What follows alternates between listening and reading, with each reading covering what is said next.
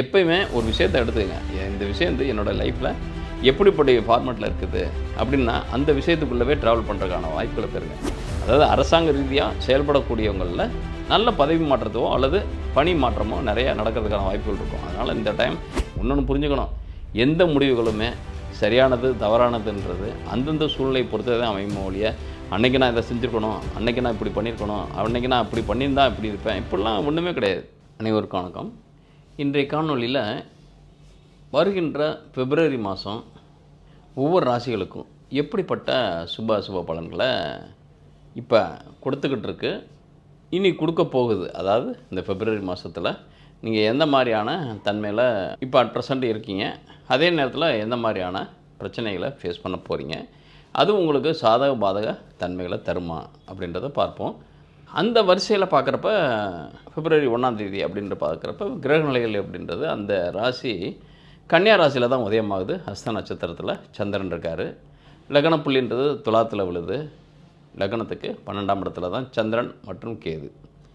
சந்திரன் கேது இருக்கிறதுன்றது மோரலஸ் இந்த பிப்ரவரி மாதன்றது தோராயமாக அனைவருக்குமே ஒரு நெகட்டிவ்னு சொல்ல முடியாது, எதுலேயுமே ஒரு விரக்தி தரதுக்கான வாய்ப்புகளை கொடுக்கும். ஏன்னா சந்திரன் கேது இணைவுன்றது ஒன்று எக்ஸ்ட்ரீம் லெவல், ரெண்டையுமே எடுத்துகிட்டு போகும் மனோரீதியாக. அதாவது ஒரு விஷயத்தை வந்து ரொம்ப டிப்ரெஸ்ஸாக ஒரு விஷயத்தை சாதாரணமாக பார்க்குறது எப்படி, அதை ரொம்ப இன்வால்மெண்ட் பண்ணி பார்க்குறதுன்றது ஒன்று. அதாவது ஒரு ரகம், அதாவது ஒரு சாதாரண அப்படி கேஷுவலாக அப்படி பார்த்துட்டு போகிறது ஒன்று, இல்லை இன்டெப்த்தாக அப்படியே அது என்ன தான் நடக்குது, அது என்ன தான் இருக்குது அப்படின்னு ஒவ்வொரு விஷயத்தையுமே உப்புக்கு சப்பு பொறாத விஷயமா இருக்கும். அதை கூட ரொம்ப டீட்டெயிலாக நீங்கள் பார்க்கக்கூடிய தன்மையில் இருக்கும். இல்லை எதையுமே வெறுத்து விட்டேந்தியாக பார்க்குறதுக்கான வாய்ப்புகளையும் கொடுக்கும். அதாவது சட்டையே பண்ணாத தன்மையில், அதாவது என்ன அதெல்லாம் அப்படின்ட்டு பாணியில் நீங்கள் அதை கேர் கூட பண்ண மாட்டீங்க. அது இன்டர்னல் லைஃபாக இருக்கட்டும், எக்ஸ்டர்னல் லைஃபாக இருக்கட்டும், ஒரு கேரியராக இருக்கட்டும், எல்லாத்துலேயும் விரக்தி, இன்னும் சொல்லப்போனால் எல்லாத்துலேயுமே விரக்தி எடுத்துக்கிறதுக்கான வாய்ப்புகள் இருக்கும். அது கொஞ்சம் இப்போ எப்படி ஒவ்வொரு ராசிகளையும் பாதிக்க போகுதுன்னு பார்க்குறப்ப, அடுத்து இந்த லக்னத்திற்கு அப்படின்றப்ப அந்த தோற்ற புள்ளிக்கு 3ஆம் இடத்துல தான் புதன் செவ்வாய் சுக்கிரன், அதாவது தனுசில். 4ஆம் இடத்துல சூரியன், 5ஆம் இடத்துல உங்களுக்கு சனி, 6ஆம் இடத்துல ராகு, 7ஆம் இடத்துல குரு.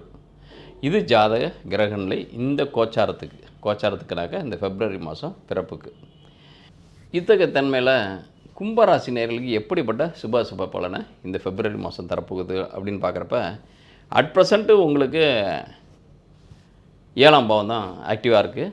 7க்குடைய சூரியன் அவர் வந்து சந்திரசாரம் பெற்று 12ஆம் இடத்துல இருக்கிறது கொஞ்சம் யோசிக்க வைக்கிது. எப்படி யோசிக்க வைக்கிது? பார்ட்னரை பற்றி, லைஃப் பார்ட்னரை பற்றி கொஞ்சம் யோசிக்க வைக்கிது. தொழில் வழி கொஞ்சம் கடன்களை நிறைய உருவாக்க வைக்கிது. ஏதாவது ஏன்னா சூரியன் வந்து சந்திரன் சாரத்துலேருந்து அந்த சூரியனும் உங்களுக்கு ராசிக்கு 12ஆம் இடத்துல இருக்கார். ராசிக்கு 12ஆம் இடத்துல சந்திரசாரத்தில் இருக்கிறப்ப உங்களுக்கு சந்திரன் அட் ப்ரெசண்ட் எங்கே இருக்காருனாக்கா உங்களுக்கு ராசிக்கு 8ஆம் இடத்துல கேதுவோடு இருக்கார். கேது சந்திரன் சேர்க்கை 8ல் இருக்குது. அப்படின்றப்ப நேராக உங்களுடைய 2ஆம் இடத்தை, அப்போ தனஸ்தானத்தை பாதிக்குது. தனஸ்தானம்னா பணம். 2ல் ராகு வந்துருச்சு, அதுவும் புதன் சாரத்தில் இருக்கே, யோகங்கள் இருக்குமே, அதிர்ஷ்டங்கள் இருக்குமே. ஏன்னா 2, 5, 8, 11 சப்போர்ட் பண்ணாலே எனக்கு கொட்டுன்னு கொட்டிடுமே பண ரீதியாக அப்படின்னம்னா கொட்டும். ஆனால் அட் ப்ரெசண்ட் பிப்ரவரி மாதம் நிறையா பிடுங்கிட்டு தான் அதுக்கப்புறம் கொட்டும். பிடுங்கிட்டுனாக்கா உங்கள்கிட்ட மணி லாஸ் நிறையா நடக்கிறதுக்கான வாய்ப்புகள் இருக்கும். ஆனால் மணி லாஸ் நடக்கிறது நல்லதுன்னு நினச்சிக்கங்க. எனக்கு எப்போயுமே 6ன்றது வியாதிகளை சொல்லும், கடனை சொல்லும், ஃபேமிலி இஷ்யூஸை சொல்லும்.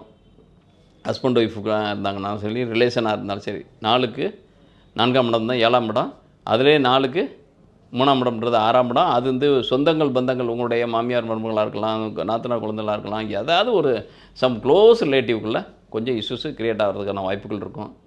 அதுக்குண்டான காலகட்டங்கள் தான் இது. அதனால் கொஞ்சம் கேர்ஃபுல்லாக இருங்க, ஒன்றும் பிரச்சனை கிடையாது. ஏன்னா 2ல் ராகு இருக்கிறது சமாளிச்சிடும். எதையாவது ஒன்று மேட்ச் பண்ணி பேசிடுவீங்க. 2ல் ராகு இருந்தால் கொஞ்சம் அதாவது குழப்பமான மனநிலைன்றதை காட்டிலும் குடும்ப நிலையே கொஞ்சம் இது எப்படி சால்வ் பண்ணுறது, அவருக்கு தெரியாமல் செய்யணும், அவங்களுக்கு தெரியாமல் செய்யணும், இதை எப்படி இப்படி பண்ணணும், இதை எப்படி முடிக்கணும், இப்படியெல்லாம் கான்செப்ட் ஓட ஆரம்பிச்சிடும். சில விஷயங்கள் நீங்களே ஒரு முடிவு எடுக்கிறதுக்கான வாய்ப்புகள்லாம் நிறையவே இருக்கும். ஏன்னா 5 கூடைய புதன் உங்களுக்கு ராசிக்கு 11ஆம் இடத்துல தான் இருக்கா, வெற்றி ஸ்தானத்தில். அப்போ 5, 8 கூடையவர் திடீர்னு நிறைய விஷயங்கள் என்னன்னா திடீர்னு நடக்கிறதுக்கான வாய்ப்புகள் இருக்கும். ஏன்னா இந்த 11ஆம் இடத்துல இருக்கக்கூடிய 3 கோள்கள் வலிமையான கோள்கள். யார் யாருனாக்கா உங்களுக்கு செவ்வாய் இருக்கார் 3 கூடையன். கம்யூனிகேஷன் ஸ்கில்லு, கான்டாக்ட் ஸ்கில்லு இதெல்லாமே உங்களுக்கு 11ஆம் இடத்துல இருக்கக்கூடிய செவ்வாய். சுக்கிரன் உங்களுடைய யோகாதிபதியை 4க்கு 9 கூடையவர் 11ல் ட்ராவல் நிறையா பண்ணுறதுக்கான வாய்ப்புகள். ஏன்னா 9, 11 இருந்தாலே டெவலப்பு. 9 கூடையவன் வந்து 11ஆம் இடத்துல இருந்தால் டெவலப்பு. அது 7 கூடையவன் சேர்ந்துருக்கா அப்படின்றப்ப திருமணம் தொடர்புடைய விஷயங்கள்லாம் ஈஸியாக நடக்கிறதுக்கான வாய்ப்புகள் இருக்கும். அப்போ வேலை எப்படி இருக்கும் அப்படின்னா அதுதான் இப்போ 6ஆம் இடம். 6 கூடையவன் 12ல் வேலையை விட்டு வெளியே போகிறதுக்கோ, அல்லது வேலையிலேயே இருந்து வேறு வேலை மாறுறதுக்கோ, அல்லது வேலையை ஸ்கிப் பண்ணிட்டு இப்போதைக்கு ரிலீஃப் ஆகிட்டு வேறு வேலை தேடுறதுக்கோ, ஆல்ரெடி தேடி வேலையை இழந்துட்டீங்க ஆல்ரெடி, இப்போ வருமா அப்படின்னம்னாக்கா இந்த மாதம் இறுதிக்கு பிறகு வர்றதுக்கான வாய்ப்புகள் இருக்கும். அப்போ மார்ச்சுக்கு பிறகு தான் வர்றதுக்கான வாய்ப்புகள் இருக்கும். இப்போ வந்து வேலை வழி இப்போன்றது லைஃப் பார்ட்னரோட மட்டும்தான் இஷ்யூஸு க்ரியேட் ஆகிட்டுருக்கும். இஷ்யூஸுன்றதை விட உடல் ரீதியாக இருக்கக்கூடிய நோய்கள் பேஸில் அவங்களுக்கும் நமக்கும் இருக்கக்கூடிய கான்ட்ராவர்சி. அது எப்படின்னா உங்களுக்கு வந்து அவங்களோட வெறுத்து போய் சண்டை போட்டெல்லாம் பிரச்சனையாகி பிரிஞ்சு எல்லாம் போக மாட்டீங்க. உங்களுடைய இன்னெஃபிஷியன்சி, உங்களால் இயலாமையின் அடிப்படையில் உங்களுக்குன்னு சில டிசீஸ் க்ரியேட் ஆகுது பார்த்தீங்களா. இப்போ 6 வேலை செஞ்சாலே கடன் இருக்கும், வியாதி இருக்கும், குடும்ப பிரச்சனை இருக்கும், இதெல்லாமே இருக்கும். அது என்னன்னாக்கா குடும்ப பிரச்சனைன்றது ஒரு பக்கம் அந்யோன்யத்தை கெடுக்கும். ஆனால் கடன் பிரச்சனையும் அந்யோன்யத்தை கெடுக்குமானாக்க கெடுக்காது. கடன்காரன் வரப்போ தான் கடனை பற்றி யோசனை வரும்னா சில பேர்த்துக்கெல்லாம். நிறைய பேர்த்துக்கு எல்லாத்துக்கும் கடன் இருக்குயா, உலகத்தில் எல்லாத்துக்கும் கடனே இருக்குது, கடன் இல்லாதவன் எவன் தான் அப்படின்ற மாதிரி இருக்கும். கிரெடிட் கார்டு இன்றைக்கி எவன் யார் கையில் தான் இல்லை.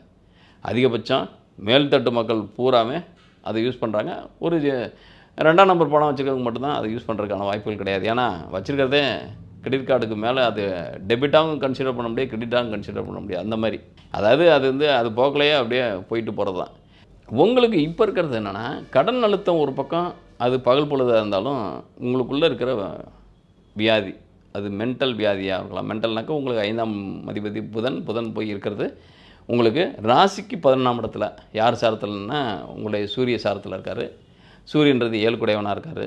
அப்போ உங்களுக்கு இருக்கிற வியாதியின் அடிப்படையில், வியாதினாக்கா ஏதாவது ஒரு எல்லா நேரத்துலையும் நம்ம ஃபிட்டாக இருப்போமா, அது ஒன்று இருக்குல்ல. அப்போ நமக்கான நம்ம வந்து பாடியை ஃபிட்டாக வச்சுக்கணும் அப்படின்னம்னாக்கா நம்ம அதுக்குண்டான டயட்டில் இருக்கணும், அதுக்குள்ளான யோகா, அதுக்கு உண்டான தன்மையில் உடல் நம்ம வளர்த்துக்கணும். அதெல்லாம் நம்ம செய்கிறதில்ல. எது கிடச்சாலும் மெல்றது, எது கிடச்சாலும் தின்னுறது, எது கிடச்சாலும் எப்படிப்பட்ட அதாவது இப்படி வளருதான்றதெல்லாம் நமக்கு தெரியறதில்ல. இங்கே வளருதான்னு தெரியறதில்ல, இங்கே அதாவது இப்படி வளர்கிறோமான்னு தெரியல. அது பாட்டா அதுக்குண்டான உங்களுக்கு ஃபிட்னஸுக்கு எப்போ கேர் எடுக்கிறீங்களோ அப்போ தாங்க உங்களுக்குள்ள ஒரு ஹஸ்பண்ட் ஒய்ஃபுக்குள்ளே ஒரு நல்ல ஒரு ரிலேஷன்ஷிப் இருக்கும். ஃபிட்னஸ்ஸு சமயத்தில் என்னன்னாக்கா அதெல்லாம் ஒரு உங்களுக்கும் அவங்களுக்கும் ஒரு இடைவெளியை பெருசாக்கிறதுக்கான வாய்ப்புகள் கொடுத்துரும். அப்போ எப்பயுமே இந்த ரா பொழுதுன்னு இருக்குது பார்த்தீங்களா, அது ஒரு 4 மணி நேரம் 5 மணி நேரம், அது 6 மணி நேரம் வச்சுங்க. ரா பொழுது 6 மணி நேரம், அதாவது நைட்டு 10 டு காலையில் 4 மணி, 6 மணி கூட வச்சுக்கலாம். அப்போ 10 டு 6னாக்கா 8 ஹவர் ஆகிடும். 8 ஹவர் தேவைன்னா வியாதிகாரன் தூங்குவான். அதிகபட்சம் ஒரு 4 டு 6 மணி நேரம் தூங்குறது தான் பெஸ்ட்டான தன்மை. 4 டு 6 அந்த 4 டு 6 எவ்வளோக்கு எவ்வளோ பீஸ்ஃபுல்லாக இருக்கும் அதுதான் மீதி 18 மணி நேரத்தை இயக்கும். எவ்வளோக்கு எவ்வளோ ரெஸ்ட்டு ஒரு விஷயத்தை அழகாக எடுத்துக்கிறோமோ, ஒரு நீட்னஸ்னு ஒரு விஷயத்தை எப்படி கையில் நம்ம கையாளுறோமோ அதை வச்சு தான் அவுட்புட்டே கிடைக்கும். அது போல் தான் என்னன்னாக்கா ரெஸ்ட்டு எவ்வளோ நேரம் எடுக்கிறீங்களோ. நான் பொழுதானைக்கு ரெஸ்ட் இல்லை தான் சார் இருக்கேன், வேலையே இல்லை சார் அப்படின்றது கதை வேறு. ஆனால் எதாக இருந்தாலும் கமிட்மெண்ட்டு உங்களை பொறுத்த வரைக்கும் கும்பத்தை பொறுத்த வரைக்கும் ஏதாவது ஒரு கமிட்மெண்ட்டு 10 பைசா போகாது. ஆனால் அதை போட்டு இழுத்து போட்டு ஏதாவது ஒன்று செய்கிறது, அல்லது தானாகவே வர பிரச்சனைகளை நம்ம சால்வ் பண்ணுறோமோ பண்ணலையோ அதை 4 பங்காக பிச்சு போட்டு அது பங்காளிக்கும் பங்கு போட்டு கொடுத்துட்டு அதுக்குள்ளே நம்ம பஞ்சாயத்து பண்ணிகிட்டு இருப்போம். இது சாதாரண கும்பராசிக்கு நடக்கும். அப்போ உங்கள் பிரச்சனையை காட்டிலும் உங்களை வச்சு வேறு பிரச்சனை நடக்கிறதோ அல்லது அடுத்தவங்க பிரச்சனையை நீங்கள் எடுத்து போட்டு நடக்கிறதோ இது இருக்கும். அதனாலே குடும்பத்தில் ஏகப்பட்ட கலகமும் பிறக்கும். அப்போ கலகம் வீட்டில் பிறக்காத அளவுக்கு இருக்கணும் அப்படின்னம்னாக்கா உங்களுக்குள்ளே ஒரு பீஸ்ஃபுல்லான ஒரு அண்டர்ஸ்டாண்டிங் இருக்கணும், அந்யோன்யம் இருக்கணும். இன்னும் சொல்லப்போனால் உங்களுடைய அந்யோன்யம் இந்த சிம்மத்துக்கும் கும்பத்துக்குமே டெட் அகென்ஸ்ட் சனி. இங்கே சனி அதிபதி, அங்கே சூரியன் அதிபதி. சிம்மத்துக்கு பார்த்திங்கன்னா அங்கே சூரியன் அதிபதி, இங்கே சனி அதிபதி. அப்போ மித்த ராசிகளோட கூட ஏதோ நொண்டி மாடு சண்டி மாடாக இருந்தால் கூட வண்டி போய் சேர்ந்துடும். ஆனால் உங்கள் லைஃப் எப்படின்னாக்கா தோசைன்னா அவ்வளோதான், அது வந்து நம்ம லைஃப்பை பெரிய அளவில் பாதிச்சுக்கிட்டே இருக்கும். அது ஒரு சிக்கல். அதனால் நீங்கள் என்னன்னாக்கா எப்பயுமே ஒரு விஷயத்தை எடுத்துக்கங்க. இந்த விஷயம் வந்து என்னோடய லைஃப்பில் எப்படிப்பட்ட ஃபார்மேட்டில் இருக்குது அப்படின்னா, அந்த விஷயத்துக்குள்ளவே ட்ராவல் பண்ணுறதுக்கான வாய்ப்புகளை பெறுங்க. ஏன்னா உங்களை பொறுத்த வரைக்கும் குழப்பம்ன்றது இந்த பிப்ரவரி மாதம்ன்றது 5 கூடையன் போய் 11ல் ப்ளஸ்ஸு அவர் யாருனாக்கா உங்கள் ராசிக்கு அட்டமாதிபதியும் அவர் தான் புதன். புதன் போய் இருக்கிறது செவ்வாய் சுக்கிரனோட சேர்ந்துருக்காங்க. யோகாதிபதி சுக்கிரன். அதே மாதிரி ஜாப் வைஸு தரக்கூடிய ஒரு செவ்வாய் 10 குடையவன் அவர். அப்போ வேலையில் நல்ல மாற்றம். நீங்கள் என்ன தொழில் செய்யணும்னு நினைக்கிறீங்களோ அதை இனிஷியேட் பண்ணுறதுக்கான வாய்ப்பு, புதிய தொழில் செய்கிறதுக்கான வாய்ப்புகள். ஏதாவது அப்ராட் போகணுன்னு நினைக்கிறீங்களா, அது அழகாக போகலாம். அது வாய்ப்புகள் நல்லா. உயர்கல்வி அது நல்லாவே இருக்குது. எனக்கு எப்போயுமே 5ஆம் அதிபதி தான் உயர்கல்வியில் சொல்லக்கூடியது. அது 5, 9, 11 சம்மந்தப்பட்டாலே வெளிநாடு போயோ அல்லது வெளி மாநிலம் போயோ அல்லது ஈஸியாக கிடைக்கிறதுக்கான வாய்ப்புகள் பெறும். ஏன்னா இந்த சுக்கிரன் புதன் சேர்க்கை அப்படின்றது, செவ்வாய்ன்றது சேர்க்கைன்றது, செவ்வாய் விடுங்க, செவ்வாய் இந்த 2 பேத்துக்கும் இனிமே. பட்டு சுக்கிரன் புதன்றது நட்பு. அவங்க 2 பேருமே உங்களுக்கு 4க்கும் 5க்கும் உடையவர்கள். அவர் இருக்கிறது 11ஆம் பாவத்தில். அப்போ இது நாள் வரைக்கும் உயர்கல்விக்காக லேட்டாகிடுச்சு அல்லது நான் பரீட்சை எழுதிக்கிட்டே இருக்கேன், பட் இப்போ வரைக்கும் ரிசல்ட்டு எனக்கு பாசிட்டிவாக இல்லை, அப்பாயின்மெண்ட்டுக்கான ஆஃபரும் வரல, அரசாங்க ரீதியாக எனக்கு அனுகூலமான பலன் இருக்கா அப்படின்னா, அரசாங்க வேலை இருக்கோ இல்லையோ அரசு சப்சிடி வாங்கக்கூடிய கம்பெனிகளையாவது நீங்கள் வேலைக்கு போகிறதுக்கான வாய்ப்புகள் இருக்கும். அல்லது அரசு மிகப்பெரிய அளவில் ஒரு ஹைபாத்திகேட்டடாக இருக்கலாம், அண்டர்டேக்கிங் கம்பெனியாக இருக்கலாம். இது மாதிரி ஏதாவது அரசு தொடர்புடைய கம்பெனி அதிக அளவு அந்த கம்பெனி மேலே ஒரு மானியத்தை கொடுத்துருக்கலாம், அல்லது அந்த கம்பெனிக்கும் அரசாங்கத்துக்கு நல்ல நெருங்கிய உறவு இருக்கலாம், அல்லது ஈவன் தான் அதை நடத்துகிற ஃபெல்லோ வந்து அரசாங்கத்தில் இருக்கக்கூடிய விஐபியாக இருக்கலாம். இந்த மாதிரி விஐபி கிட்ட இருக்கிற கம்பெனியில் உங்களுக்கு நல்ல ஒரு இனிஷியலான ஒரு சம்பளம், இனிஷியலான ஒரு வேஜஸ்ஸு சேலரியோ கிடைக்கிறதுக்கான வாய்ப்புகள் நல்லாயிருக்கு. எனக்கு உங்களுக்கு வந்து சூரியன் வந்து 12ஆம் இடத்துல 6 கூடை சாரம் பெறுறாரு. அதுதான் பியூட்டி. எப்போயுமே சூரியன் 6 கூடை சாரப்போ நீங்கள் அரசாங்கத்தில் இருந்தீங்கன்னா, அரசாங்க ரிலேட்டடாக ஏதாவது ஒர்க்கில் இருந்தீங்கனாக்கா, அதாவது அரசியல்வாதிகளாக இருக்கலாம் அல்லது அரசாங்கத்தில் உயர்மட்டத்தில் இருக்கக்கூடிய பதவிகளாக இருக்கலாம், இதெல்லாமே உங்களுக்கு பெரிய அளவில் இப்போ ஒரு சேஞ்ச் ஓவர் நடக்கிறதுக்கான வாய்ப்போ அல்லது அப்கிரேட்மெண்ட் ஆகிறதுக்கான வாய்ப்புகளோ இதெல்லாமே இருக்கும். அதாவது அரசாங்க ரீதியாக செயல்படக்கூடியவங்களில் நல்ல பதவி மாற்றத்தோ அல்லது பணி மாற்றமோ நிறையா நடக்கிறதுக்கான வாய்ப்புகள் இருக்கும். அதனால் இந்த டைம் பெஸ்ட்டான டைம் பிப்ரவரி மாதம். உங்களுக்கு இதை யூட்டிலைஸ் பண்ணிக்கங்க. ஏன்னா கும்பராசி நேயர்களுக்கு அட் ப்ரெசென்ட்டு உங்களுக்கு 6ஆம் இடம் தான் வேலை செய்ய போகுது. இப்போ 7, 6ன்றப்ப அந்த 2 பேருமே உங்களுக்கு சந்திரனாக இருந்து, சந்திரன் 1 ராசிக்கு 8ஆம் இடத்துல இருக்கார். அப்போ குழப்பங்கள் சின்னதாக இருக்குது கேதுவோடு சேர்ந்துருக்கிறதுனால. அதன் வழி சில 2ஆம் இடத்தை பாதிக்குது. அப்போ 8னாக்க சிந்தையோட தடுமாற்றம். 5ஆம் அதிபதி யார், புதன். அவர் தான் 8க்கும் அதிபதி. அவர் இருக்கிறது 11. அப்போ ஏதோ ஒரு கலகம் பிறந்தால் தான் வழி பிறக்கும் அப்படின்ற மாதிரில தான் அது கன்க்ளூஷன் வரும். அதாவது ஒரு விஷயத்தை போட்டு உடைச்சோம்னா அது திருப்தி ஆகிடும். சில விஷயத்தில் அப்படியே மூடி மூடி மூடி மூடி போற்றி போற்றி வச்சுக்கிட்டோம்னாக்கா அது நிச்சயமாக வீணாக போயிடும். அப்போ என்னன்னாக்கா சில விஷயங்களை இதுதான் இப்படி தான் அப்படின்ட்டோம்னாக்கா கன்க்ளூஷன் வந்துடும். அப்படின்றப்ப இந்த இடத்துல உங்களுக்கு உடல்நலம் சார்ந்த விஷயங்கள் இருக்கிறதுனால சில விஷயங்கள் வந்து உங்களால் ஒரு கோஆப்ரேட் பண்ணுறதோ, உங்கள் ஃபேமிலி மெம்பரோட நல்லா ரிலேஷன்ஷிப்பில் இருக்கிறதோ இதெல்லாமே முடியலை. நீங்கள் யூனிக்காக தனியாக இருந்து தானே ஏதோ ஒன்று பேசிக்கிட்டு இருக்கிறதோ. ஏன்னா 3ஆம் இடத்துக்கு அதிபதி யார், செவ்வாய். அவரும் இருக்கிறது 11ல் தான் இருக்கார். இப்போ ஏதோ ஒரு விஷயத்தில் உங்களுக்கு 10 பைசா போகாது, ஆனால் அதுக்கு போய் மூச்சை போட்டுட்டு இருப்பீங்க. உங்களுக்கு ஏதாவது ஒரு பெனிஃபிட் இருக்கணும். எப்போயுமே பெனிஃபிட் இருக்கவங்க பேசுவாங்க, அதன் அடிப்படையில் அவங்க ஆதாயம் பெறுவாங்க. அதன் அடிப்படையில் ஏதோ ஒரு விஷயத்தை அவங்க முடிவு எடுக்க முடியும், கொண்டு வர முடியும். ஆனால் உங்களுக்கு அதுக்கு உண்டான நேரம் இப்போ கிடையாது பிப்ரவரி மாதம். அப்போ இந்த பிப்ரவரி மாதன்றது ஃபுல்லாக ஆக்டிவ் ஆக போகிறது உங்களுக்கு 7, 6 தான். அப்போ 7ன்றது சுயதொழில் வழி, ஹஸ்பண்ட் ஒய்ஃப் ரிலேஷன்ஷிப்பில் இருந்தால் அதில் கொஞ்சம் பிரேக்கப் இல்லாமையோ அல்லது அதில் ஒரு சிக்கல் வராமல் பார்த்துக்கோங்க. ஏன்னா அதிகபட்சம் வந்தால், ஏன்னா 2ல் இருக்கிற ராகு இந்த வேலையை பார்த்து விட்ரும். ஏன்னா உங்களுடைய பேச்சுக்களை சில விஷயங்களை அவங்களுக்கு, உங்களுடைய ஆக்டிவிட்டீஸ் சில விஷயங்கள் அவங்களுக்கு ஒரு நெகட்டிவாக உங்களை பற்றிய ஒரு ஒப்பீனியன் வர்றதுக்கு, ஒப்பீனியன்றதை விட உங்களை பற்றி ஒரு தளிச்சிக்கிறதுக்கு, அதாவது எது தான் செஞ்சால் கூட மனுஷன் திருப்தியாக ஆக மாட்டார். இன்னும் சொல்லப்போனால் நீங்கள் எவ்வளோ தான் இறங்கி வந்தாலும், எவ்வளோ தான் அவருக்கு சப்போர்ட் பண்ணாலும், நீங்களும் ஒரு கட்டத்தில் என்னன்னாக்கா 7 கூட 12ல் இருக்கிறப்ப அவங்கள விட்டு விலகியோ நியூக்ளியராகவோ ஏதோ அவர் ஒரு பக்கம் நீங்கள் ஒரு பக்கம் இப்படி தான் இருக்கிறதுக்கான வாய்ப்புகள் இருக்கும். பட் இருந்தாலும் இது வந்து இப்படியே இருந்துடலாமானாக்க இருக்கக்கூடாது. இப்படியே இருக்கிறதுக்கான வாழ்க்கை அது கிடையாது. அப்படி வாழ்னாக்கா அது முன்னாடியே எடுக்கணும் அந்த முடிவுகளெல்லாம். எப்படின்னாக்கா முன்னாடினாங்க அந்தந்த காலத்தில் அந்தந்த முடிவுகள் சரியானது. இன்னொன்று புரிஞ்சுக்கணும், எந்த முடிவுகளுமே சரியானது தவறானதுன்றது அந்தந்த சூழ்நிலை பொறுத்தே தான் அமையுமோ ஒழிய, அன்னைக்கு நான் இதை செஞ்சுருக்கணும், அன்னைக்கு நான் இப்படி பண்ணியிருக்கணும், அன்னைக்கு நான் அப்படி பண்ணியிருந்தா இப்படி இருப்பேன், இப்படிலாம் ஒன்றுமே கிடையாது. இப்போ வந்து உங்களுக்கு தெரிஞ்சு தப்பு செய்வீங்களா? தெரிஞ்சனாக்க தப்புன்றது என்னன்னாக்கா, ஒரு பின்விளைவு வந்து மோசமாக இருக்கக்கூடிய விஷயத்த இப்போ செய்வீங்களா? அதான் செய்ய மாட்டோம். அப்போ இந்த டயத்தில் நல்லா இருக்கணும் அப்படின்னு நினச்சி தான் செய்வோம். அப்போ அந்தந்த விஷயங்கள் அந்தந்த டைமில் நல்ல விஷயங்களே அது. அப்போ அந்தந்த விஷயங்களில் நல்ல விஷயங்களாகவே இருக்கிறதுக்கான வாய்ப்புகள் இருக்கும். அதாவது கீதா உபதேசத்தில் என்ன சொல்கிறாரு, அதாவது எந்த ஒரு விஷயமே நிகழ்காலத்தில் நல்லபடியாக செய்கிறப்ப அது கடந்த காலத்துலேயும் நல்லபடியாக இருந்திருக்கும், எதிர்காலத்துலேயும் நல்லபடியாக இருந்திருக்கும். அந்த மாதிரி தான் எடுத்துக்கணும். அதாவது நம்ம ஒவ்வொரு விஷயத்தையுமே இப்போ பார்க்குற பார்வை, இப்போ இருக்கிற இருப்பு மட்டும்தான் உண்மை அப்படின்றத மட்டும் புரிஞ்சுக்கணும். நாளைக்கு இப்படி இருக்கும், நாளைக்கு இப்படி இருக்கும், நல்ல வரனாக இருந்தால் இப்படி வாழலாம், நல்ல வரனா இல்லாதனால தான் இப்படி வாழ்கிறாங்க இப்படிலாம் நம்ம யாரையும் ப்ளேம் பண்ண தேவையில்லை. இப்போ எடுக்கிற முடிவுகள்ன்றது இன்றைக்கான முடிவு. 10 வரன் வந்திருக்கு, 10 வரனில் ஒரு வரனை தான் பிக்கப் பண்ணுறீங்க. அந்த பிக் பண்ண ஒரு வரனை நீங்கள் நல்லா டயக்னைஸ் பண்ணுறீங்க. டயக்னைஸ்ன்றது ஜாதக ரீதியாக பார்க்குறதில்ல, அதுவும் பார்ப்பீங்க, அது ஓரலாம். ஏன்னா எல்லா 10 பொருத்தமும் இருந்து ஒரு அன்னக்காவடிக்கோ ஒரு பிச்சைக்காரனுக்கோ ஒரு மாற்றுத்திறனாளிக்கோ நம்ம எடுக்க போகிறதில்ல யாரையுமே. அப்போ உங்களுடைய சென்ஸில் எல்லாமே பர்ஃபெக்டாக இருக்கணும், ஜாதகம் சப்போர்ட்டுக்கு இருக்கணும், அவ்வளோதான். அப்போ ஜாதகத்தை மட்டுமே பார்த்திங்கனாக்கா மித்தெல்லாம் பார்க்க வேணாம் அப்படின்னுன்றது கிடையாது. ஏன்னாக்கா உங்களுக்கு வந்து மித்த விஷயங்கள் பொருந்தி வர பட்சத்தில் ஜாதகம் பார்க்குறது தான். எப்போயுமே ஜாதகத்தை அனுப்பினோம்னாக்கா பொண்ணோட போட்டாங்க பையனோட போட்டாங்கன்னுவாங்க. ஏன்னா ஜாதகத்தை அப்போ நீங்கள் ஜாதகத்தை பார்க்க விரும்பலான்னு அர்த்தம். விரும்புகிறத காட்டிலும் பொண்ணை போட்டோட பையன் போட்டோட ஃபஸ்ட்டு பார்த்துக்கிறேன்னு அர்த்தம். அதில் வேறு மாதிரி இருந்துட்டு ஜாதகம் இங்கே பொருத்தியிருந்தா வேணாம், நல்லா இல்லை. எது நல்லா இல்லை? போட்டோ நல்லா இல்லையா, ஜாதகம் நல்லா இல்லையா? முடிவு உங்கள்கிட்ட சொல்கிறேன், போட்டோ நல்லா இல்லையா, ஜாதகம் நல்லா இல்லையா? போட்டோ நல்லா இல்லை. அதனால் ஜாதகத்தை கன்சிடர் கூட பண்ணுறதில்ல. அது ஜாதகம் பொருந்தி வந்தால் போட்டோவை என்ன பண்ணுறீங்க? கன்சிடர் பண்ணாமல் பண்ணுவீங்களா? பண்ண மாட்டீங்க. அப்பையும் ஒரு போட்டோ தேவைப்படும். அப்போ போட்டோலையும் நல்லா இருக்கணும், ஜாதகத்திலும் எப்படிங்க நல்லாயிருக்கும்?